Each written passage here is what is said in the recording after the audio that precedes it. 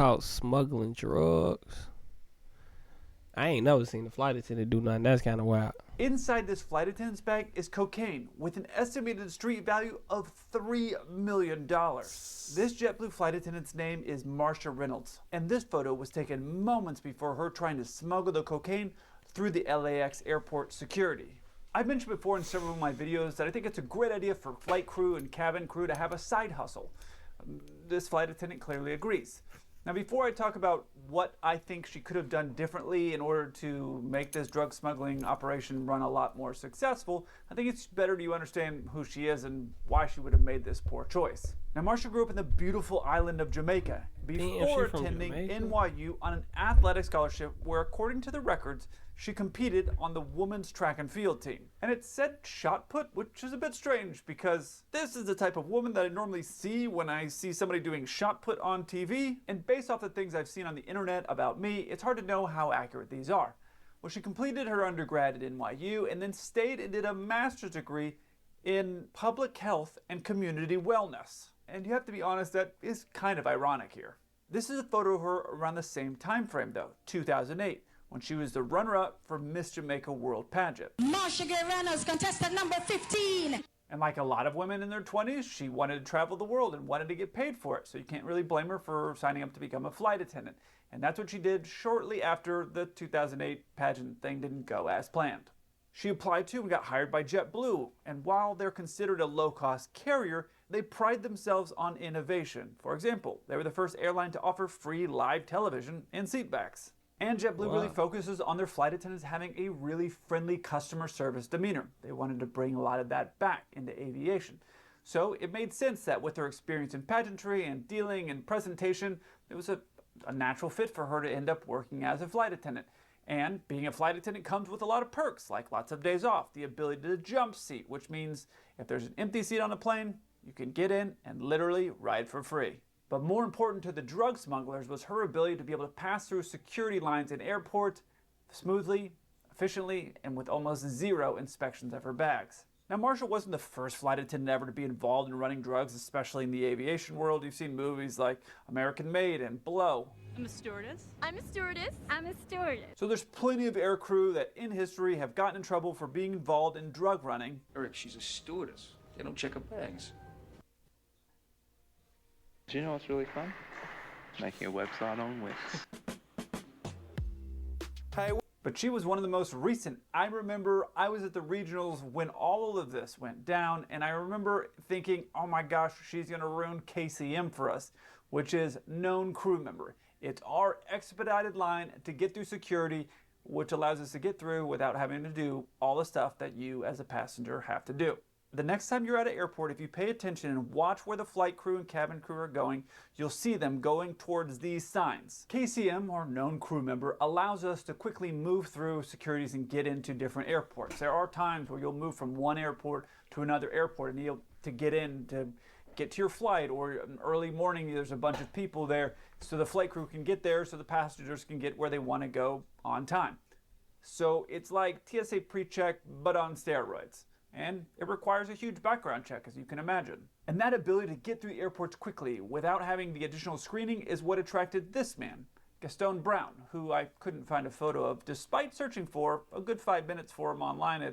I couldn't find any real actual photos of it. Now Brown, who is here in the US illegally, also from the Caribbean, was here and decided to use this lady's ability to quickly move through to get the drugs where they wanted to go, which was a long ways away from LAX. Wanted to take them to the Northeast, like JFK. So why would he want to smuggle them all the way up there and run the risk of doing that? A small fact that most people don't know is the further away drugs are, like cocaine, from the southern part of the US, so let's say the Northeast, the higher the price it can get. In some cases, they can double, and the costs are a lot higher. If you have to get into a car, drive all the way across the US, you're talking about several days, you're talking about a higher increased chance of getting a speeding ticket and then getting investigated. You have extra gas costs, hotel costs, food costs. So if you can get somewhere in 5 hours and quickly get it through security for the cost of, I don't know, tickets are $150 maybe from LAX to JFK, if you buy it on the right airline, you can get it there quickly, have no issues, and now you safely have your cocaine there and didn't go through all the different things. And if you have her I know she probably was making a grip, probably. bringing it through the security line, unless you run across a drug-smelling dog, you're kind of home free. Because if you check your bag in, it's going to put a tag on it, which means it's going to be tied to your name. So if the police end up picking this up and opening it, seeing that it's full of cocaine, it's going to be kind of hard for you to explain to them, oh yeah, that is my bag. I did check it in, and yes, that is a video of me, and oddly enough, that just had underwear and clothes, and it weighed exactly the exact same amount as was recorded, that this bag that is now full of cocaine. It's going to be kind of a hard story to sell, which is where Marcia comes back into the story. This is her at the airport with a suitcase full of cocaine ready to go through security. And here's the plan. She would go and use her ability as a crew member to get through the KCM line. And she would go through and then drop that bag off with him, or bags with him, who would then jump on a flight and fly himself to wherever he wanted to go. Because once you're inside the security terminal there, you could go to New York or wherever else you wanted to go, and he'd be able to move that drug or those drugs to wherever he wanted to take them without having any of the additional screening, without having to do the driving, without having to run all the risks of moving around on land. He'd be able to get there quickly, drop it off, and get paid. And if you saw that video I did about the pilot who got picked up by the police moments before they were getting ready to take off, you can see just how Hey, a flight attendant don't sound too bad, bruh. fast we can move through the KCM line. And all this was happening at a different time than the way they do KCM now. So that's why I don't mind showing you exactly what she could have done differently in order to not get caught, because it's totally different now. So you can just go ahead and put away your notepad. You're not going to be a better drug smuggler from watching this video. At the time that she got caught, it was a lot different from now. So the agents would actually be randomly choosing you based off of a little sheet that they had, or based off of how you looked. If you looked confused or a little bit anxious, they would come up to you and say, okay, sorry, sir, you're being random, you're going over here. And that actually happened to me one of the very first times I ever went through KCM. I was in the middle of training at the regionals. I finally got my KCM badge. I was all excited and pumped up for myself. And so I ended up going somewhere, I forget where I was going, and I tried to use my KCM to get through there, and I was kind of like fumbling around. I didn't have an order, I didn't have a sequence of doing everything, because it was one of the first times I ever did it. And so the agent's sitting there watching me fumble around trying to get all the stuff. I didn't know what I needed, and she goes, yes, sir, you've been randomed. Go ahead and head on over there. I'm sure she was thinking this dude's bag is full of coke, but that's what happened. But Marcia had been a flight attendant for years, so she would have known exactly how to do everything. Because at this point, she'd been a flight attendant for nearly 7 years. And that's why it surprises me why she made this huge mistake that I think she probably would have been able to get away with this a lot longer had she not done. You're going to notice in this picture where she has all this drugs, she's not in uniform. If it were me as a pilot trying to blend in and do something super, super shady, like have $3 million of cocaine in my bag, I'd be going through in uniform. Which I know sounds a bit strange because I always travel on my deadheads in uniform. And it's not because my bag is full of cocaine, but so please don't random me. But I do it because it just makes the process a lot smoother. So it surprises me that she would choose to go through not in uniform, because 90, maybe 95% of the time when I see people going through KCM, they're in uniform, which means that the agents that are there are used to seeing people in uniform. So when you show up not in uniform, you now look outside the norm, and it means you're not showing up to go to work, which in my mind increases your likelihood of getting randomed. See, at this time around 2016, How she tweak like that? Show up without her uniform? they had these little boxes. So as you walked up, the TSA agent would actually just X out one of these boxes. And me, being super nosy like I am, I would always walk up a little bit further than I was probably supposed to go, and I would lean over the counter a little bit and see, was I going to get random? Because every now and again, like every 10th box or something, there would be a full colored in box. And that colored in box means you were going to get randomed. However, it was kind of at the discretion of the TSA agent. If they were really diligent about doing their X's, then maybe they're doing every 20th person, or maybe they don't do anybody at all, because every time a crew member gets random, their face is irritated, and who wants to irritate people all day? So there were some TSA agents that I don't think were randoming many people at all. Now how it works is when you walk up, you hit your barcode on the scanner and it will pop up. Green if you're okay to pass through, or it's kind of got this reddish, orangish color if you're gonna get randomed. And I know that. Damn, dude giving out all the sauce. I ain't know none of this about no airport.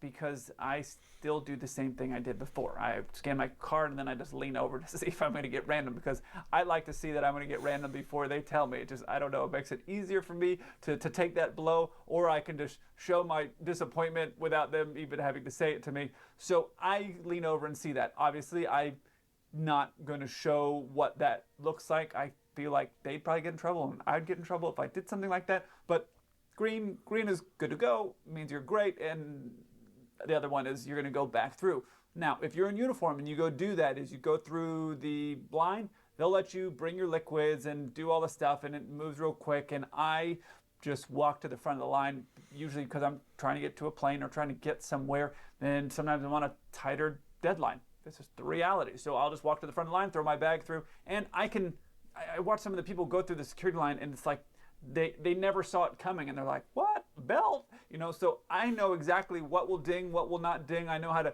just super efficiently do everything. So I'll just walk to the front of the line and people just kind of let it slide.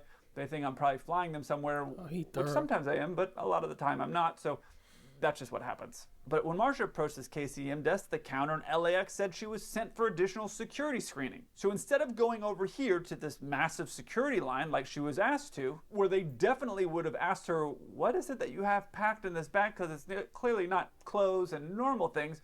What she did is ripped off her Gucci pumps, threw them on the ground, ran away barefoot, running up an escalator and outside. And remember Mr. Brown, the guy with no photo? Well, as soon as he found out, he also fled the country back to Jamaica, which is going to be relevant in just a few minutes here. Now, it makes sense to me that Marsha would have gotten I guess if you know you caught, just run. I guess shit. away. You might be thinking like, why didn't the police run and track her down? Well, the agents, as they're watching all this go on, they see this She got caught. crew member, as they suspect, take off her shoes and then just run away. So they're thinking like, what's going on? And then obviously the next thing you're going to be thinking if you're working at an airport in Los Angeles of all places is the bags are still here.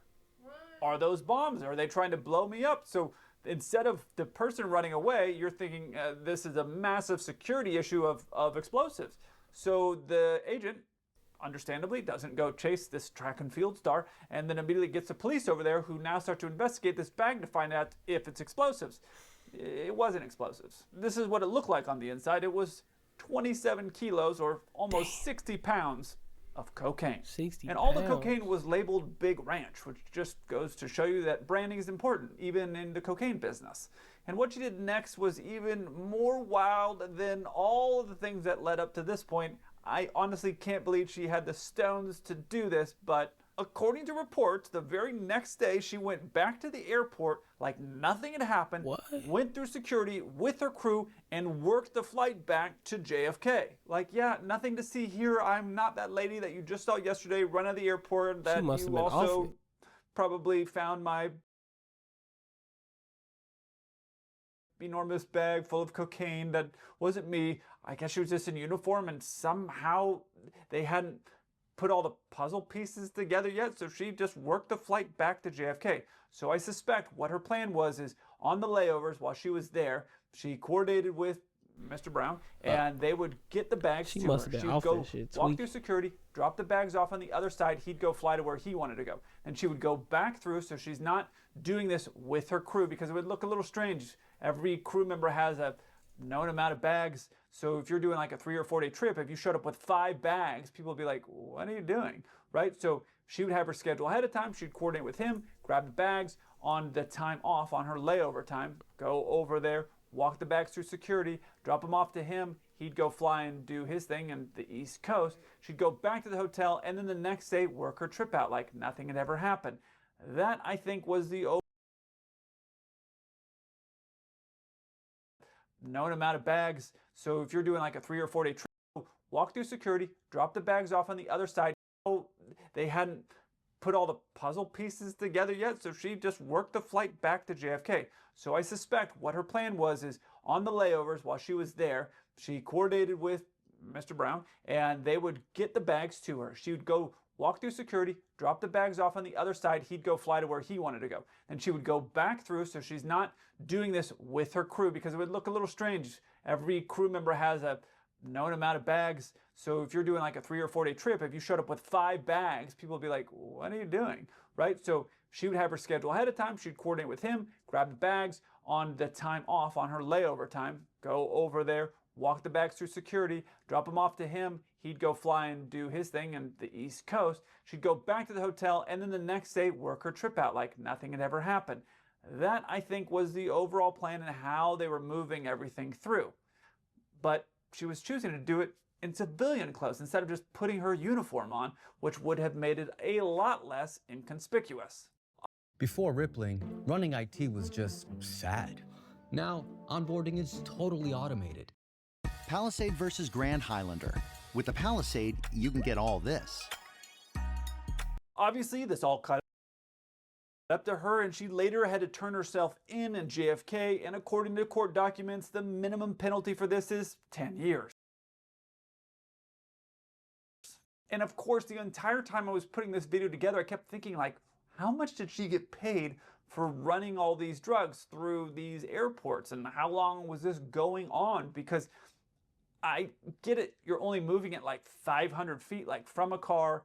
I mean, that's a pretty heavy bag, to be honest with you, but from a car, and you're just walking it through security, getting on the other side of security and just dropping it off with somebody, and then walking out of the airport like anybody else. And the security isn't going to pick up that strange movement because you're going through security and now you're inside, and then you just walk out with a group of people. So it was a pretty simple transaction. So I was thinking, like, how much money was she making?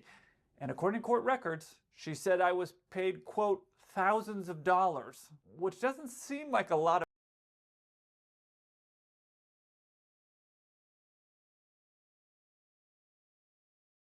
money when you're thinking about you're getting a couple pairs of Gucci shoes and you're risking your entire life and livelihood for a couple of $1,000. And when you have $3 million of cocaine in your bag, it just seemed like not a lot. And I was a little bit suspicious of why they didn't get the exact dollar amount, but thousands of dollars is what she got told she was getting.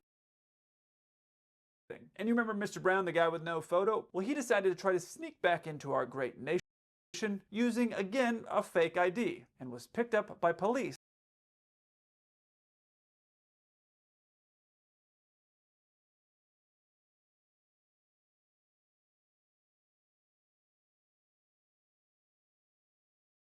On a boat.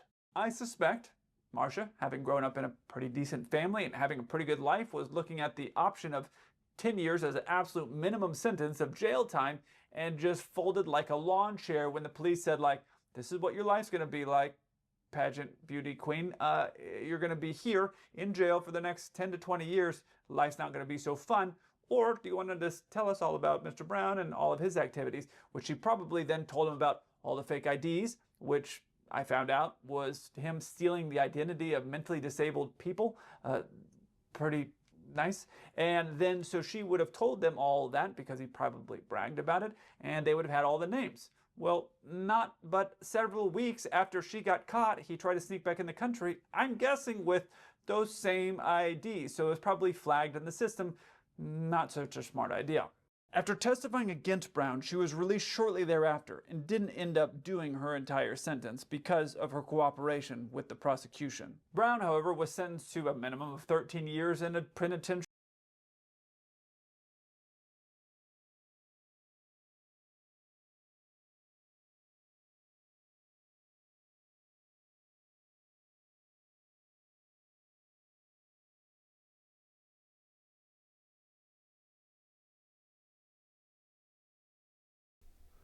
She got off, but her record probably still dirty. So I think it's a lose-lose situation. But shit is better than 10 years though. So even though you probably won't be able to get no job no more, they probably hire your ass. I don't even know. Only job they probably hire her now is a factory job. Down in Florida. So he's still there, and there's in a penitentiary down in Florida. So he's still there, and she was already out. Said here she was using her degree and working on public health and healthcare leadership. I'm not sure really what that means, and I'm sure she has a record. You can't just go try to run 60 pounds of cocaine and not have that show up on your record. This reminds me of a story when I was in a taxi talking with a guy who And it's like once you get caught one time, you over it. Even if you get away. told me about the time in the 90s when he was a massive cocaine smuggler. I've had some weird stories. But I was talking to him and I thought it was so curious, so I was asking him as he was driving me around in a taxi, and he said, yeah, You probably can't do nothing with that on your record, bro. You try to get houses and all type of stuff, they gonna look at you crazy.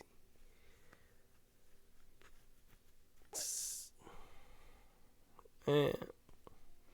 Back in the day, because he was telling me some kind of lavish stories. It was a long ride to the airport, and he was telling me some kind of wild stories about different things that he had done. And I was thinking, like, he's like, I was at the World Series, and I was over here at the World Cup, and I was thinking, how are you doing all of those things?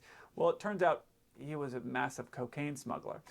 And I asked, well, so you've lived that life, and you've lived kind of a basic life, because I kind of got the impression when we were talking that I was living a pretty humble life at this point. I said, well, do you kind of miss that? Or like, he said, no, to be honest with you, every night I go to sleep and I don't have to worry about who's coming to get me, whether my friends are truly my friends, if the police are looking for me. I don't have to worry about any of that stuff.